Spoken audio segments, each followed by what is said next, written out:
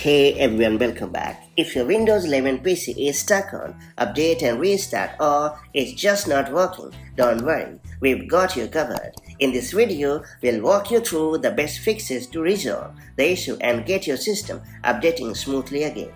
That's it, let's get started. So first and foremost, I will recommend you to clear the Windows Update cache. Be fully aware of the fact that the corrupt update files in the cache are also responsible for causing the update failures. Therefore, make sure to clean up the entire Windows Update cache. To do so, you have to press Windows plus R keys to bring up the Run dialog. And then you have to type services.msc and hit enter. Then you have to scroll down and right click on Windows Update option and choose the stop option in the menu. Then you have to open the File Explorer and then navigate to the following address. Then you have to delete all files inside the software distribution folder. After that, you have to go back to the Services section and right click on Windows Update, and then you have to hit Start, and then you have to check whether or not you have gotten the better of the problem. Then I will recommend you to run the Windows Update Troubleshooter. Windows boasts a powerful built-in tool designed to detect and fix update-related issues. Should the issue still persist, go for this reliable troubleshooter. To do so, you have to launch the Settings app on your PC.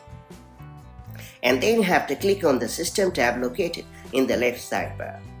After that, you have to scroll down a bit and choose the Troubleshoot option. Then you have to select the other Troubleshooters option. And then you have to click on the Run button located right next to Windows Update Troubleshooter. And then you have to follow the instructions to catch the threads and then eliminate them by following the suggestions. After that, you have to try to update the software to check whether or not you have resolved the problem.